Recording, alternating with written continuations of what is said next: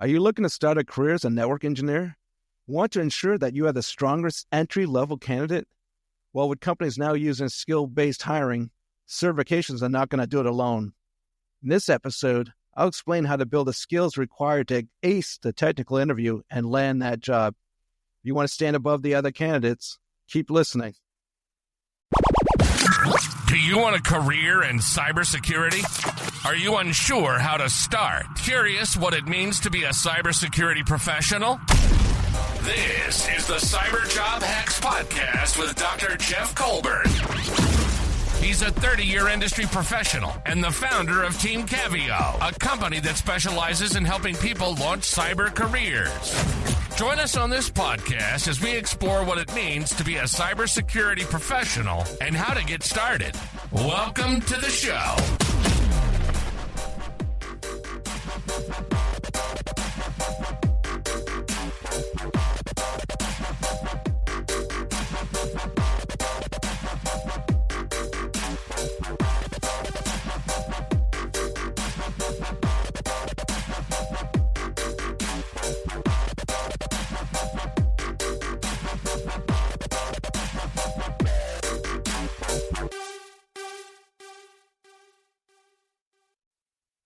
Welcome to the Cyber Job Hacks Podcast. I'm your host, Dr. Jeff Colburn.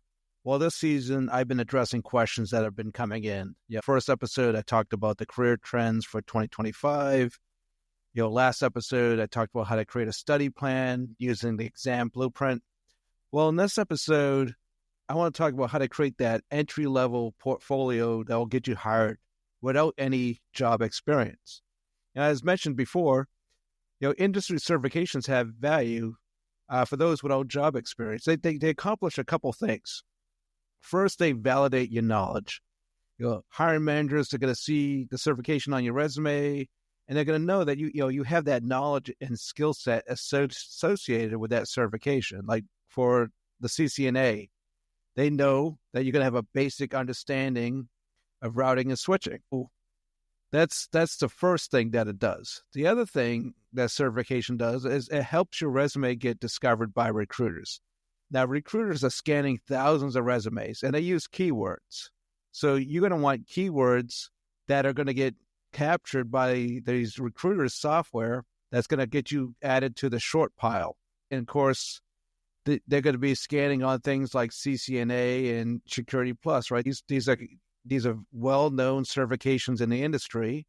CCNA for entry-level network technicians or junior engineers, and Security Plus for security practitioners. So they're going to be scanning on that. So that's going to get you noticed by the recruiter. And what that'll get you is that initial call with the recruiter, and it's going to get your resume in front of the hiring manager, which will lead to that initial phone screen.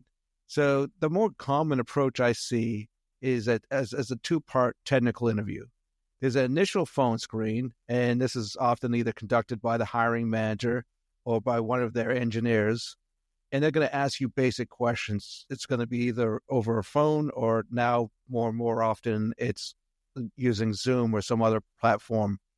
And it's usually just quick questions and answers like what is a VLAN, right? Either you know it or you don't. Some people refer to this as stump the chump.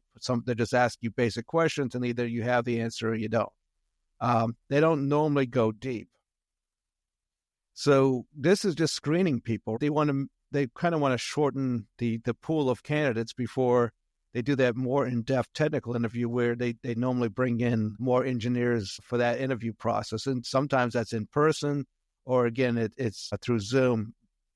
But still, what I've seen lately, it's usually 2 or 3 other engineers interviewing you, and it's definitely more in depth than the initial screen. Now, one thing I'm going to warn you, when you do these initial tech screens, don't use AI. I've done interviews with people, and after I ask the question, I see their eyes shift away from the camera, they pause, and then they answer. And I know they're using AI. So what I would do is I would ask them a more in-depth question, something that's not going to be so easily answered by AI. If they don't catch you like I catch people, it's going to show up in that more technical interview. And me, And others, I'm sure, they want to hire someone who doesn't have all the answers. They want that person more so than someone that lacks integrity. So don't try to shortcut it.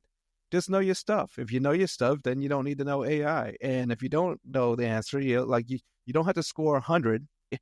There are some things, even people ask me questions today, I don't have an answer. I can find the answer, but nobody's expecting to get 100. So just don't try to shortcut it. Just show up prepared and do your best. Just be honest. Honesty will carry you a long way. So, but is certification enough? It might be. I've seen people just get hired with certifications, but is that really going to make you that stronger entry-level candidate? So companies today are using skill-based hiring methods. They want you to demonstrate what you know, and you can do this. You can build experience without that job experience. So does it matter to me if someone built a 1Q trunk in their home lab versus a previous employer? No, absolutely not. If they can jump on a switch and build a trunk, that's all that matters to me. They demonstrated that they have skill in that area. And so this brings me to something I've talked about before, the importance of a home lab. Studying isn't enough. You have to practice what you learned, and you build labs, you use the technology, and that's how you gain experience. Paid experience isn't the only experience. People need candidates that know how to implement the technology. Just being head knowledge isn't enough. We don't need those people. We need people that can jump in and do the work. If you built it 100 times in your home lab, awesome. I'd rather have that person than somebody who's only studied it and can explain it to me in detail. No, if someone can jump on a switch and build it and without a pause, that's going to be that stronger candidate. So if somebody asks you, like in a technical interview, have you ever configured a trunk on a switch? You can honestly answer yes. And you just say, yeah, I created trunks multiple times in my home lab. And then you can even say, well, I can show you the configs I built on my GitHub. All right, you can have your configurations on GitHub, and you can show your employers, like, yeah, here's what configurations I've used in my home lab. You can even put a link on your resume to your GitHub so potential employers can look at the work you've done. And it just shows that you have experience with the technology. That's what it's shown in the employer. And it's shown a couple other things too. Not only do you have practical experience with the technology, it also shows that you're not someone who's waiting around to be taught, and that you've taken the initiative and have the drive to build your own home lab and work with the technologies.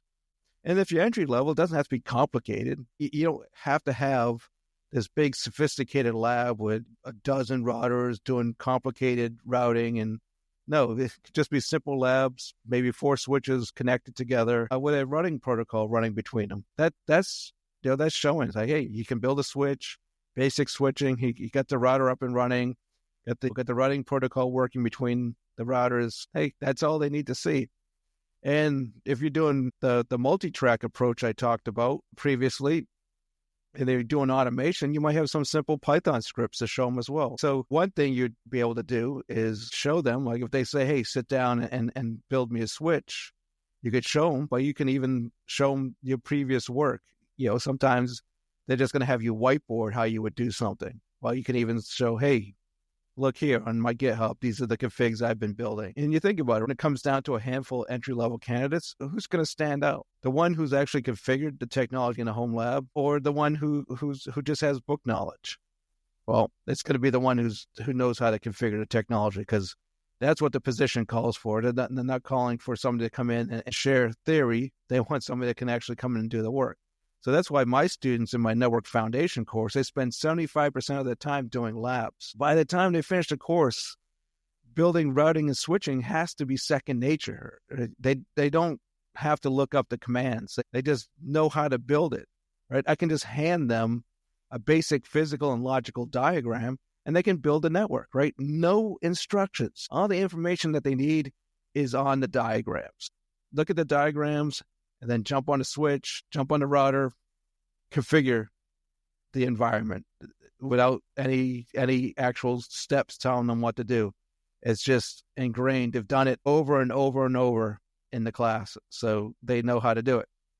And this is where you should be. Once you pass a CCNA exam, you shouldn't have to pause when you're creating VLANs, assigning access ports, building trunks, configuring routed interfaces and enabling routing protocols, you'll just know it.